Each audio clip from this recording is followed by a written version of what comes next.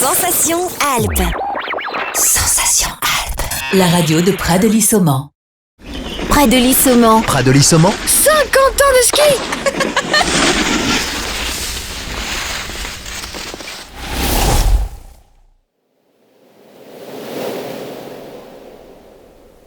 Bonjour à tous, bienvenue sur Sensation.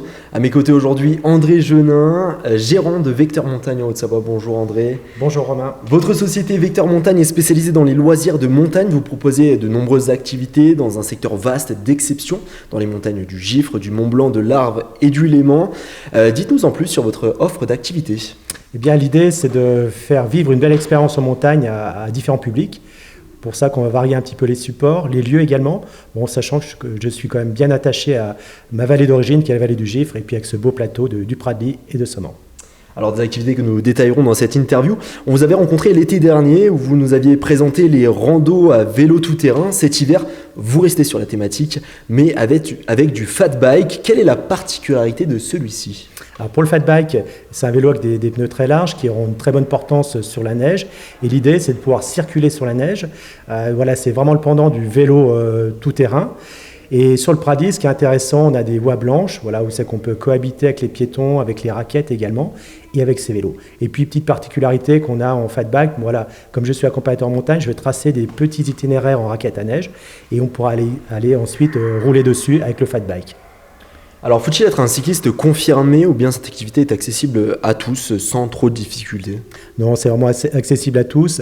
On est sur un terrain qui est vallonné et puis il faut juste savoir faire du vélo. Après, notre rôle, c'est d'amener un petit peu de technicité pour que les gens se fassent plaisir. Et puis, relativement, les parcours sont adaptés.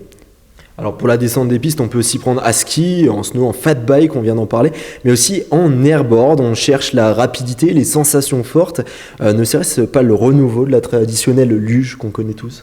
Complètement, j'ai pour habitude de la rebaptiser un peu la luge du XXe siècle. Effectivement, on va glisser la tête la première à ras le sol, chercher ses sensations, chercher ses courbes.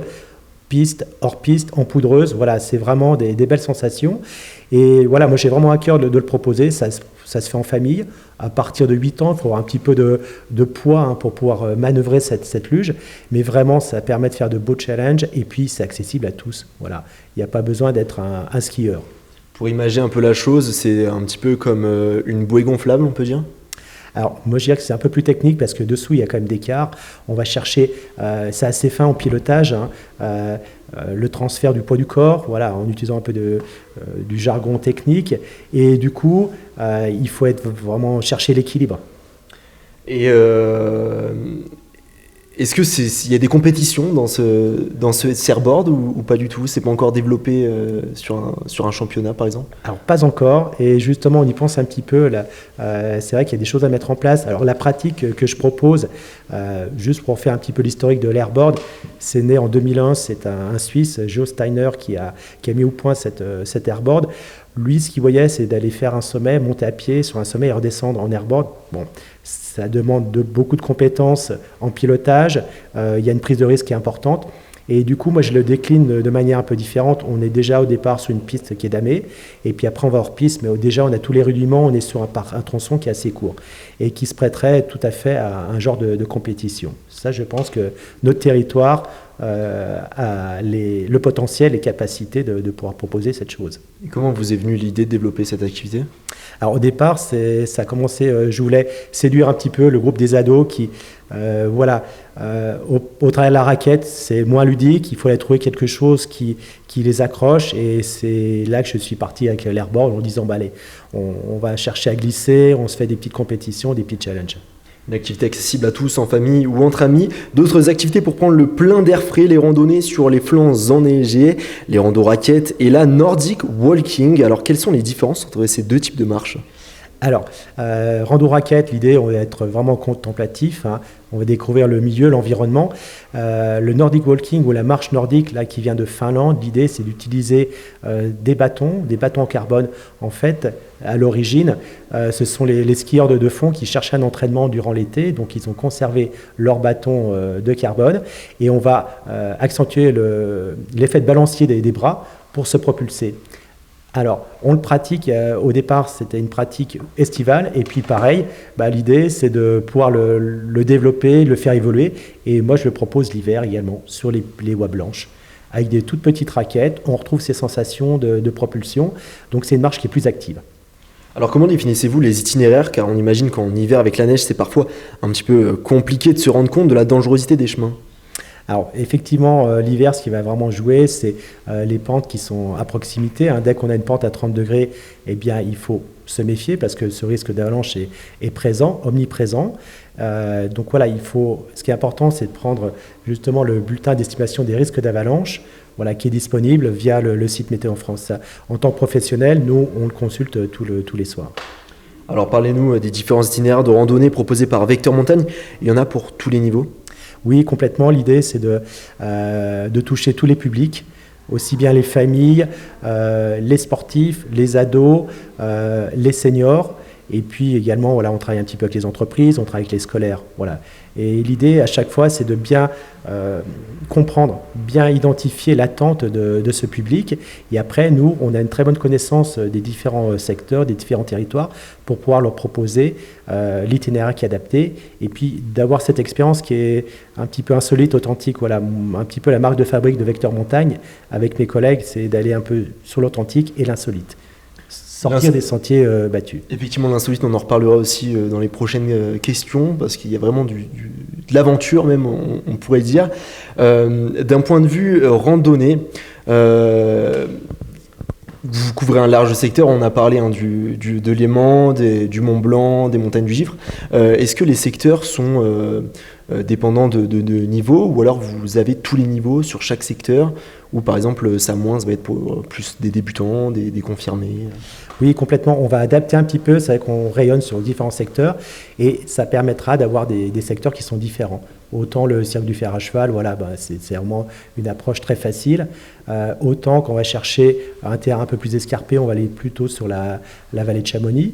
Et puis après, pour les beaux paysages, également le secteur du Léman, du Chablais, où là, notamment, on est médiateur du géoparc.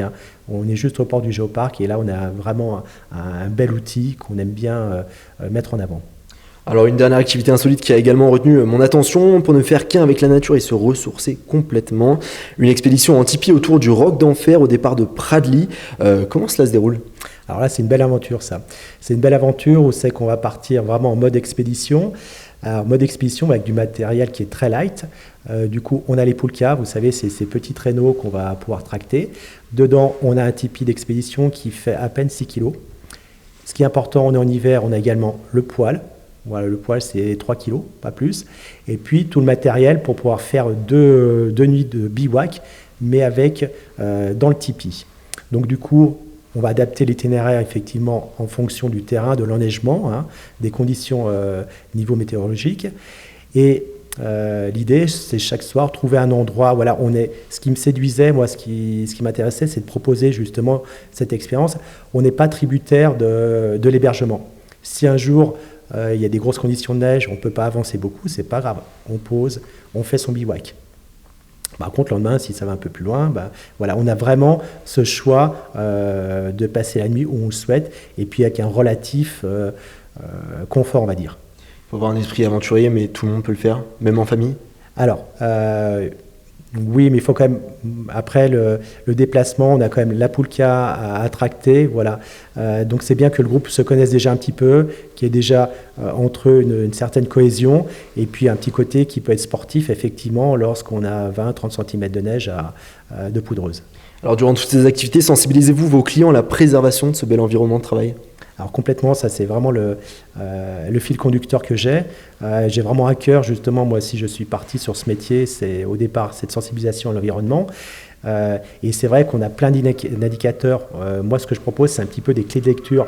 Leur dire, observez, là on a des problèmes de santé sur les arbres, on va refaire un petit peu le lien, on va refaire ce maillage. Ça c'est important que les gens puissent en prendre conscience. Et bien souvent, dès qu'ils font la démarche d'aller vers un accompagnateur en montagne, un professionnel en montagne, c'est vrai qu'il y a déjà des attentes. À nous de trouver le bon conducteur pour faire passer le message. Alors rapidement, afin de conclure, y a-t-il d'autres activités que vous souhaiteriez lancer prochainement? Alors, prochainement, sur vraiment la partie...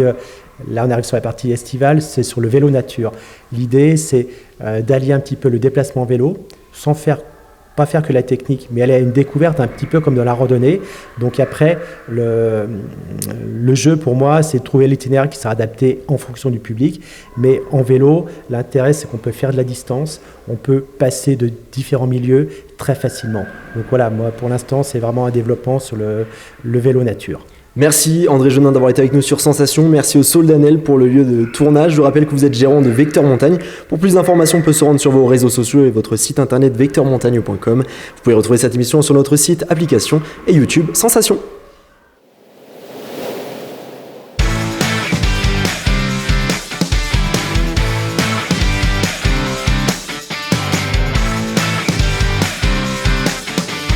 Près de Lissoman. Près de Lissoman, 50 ans de ski.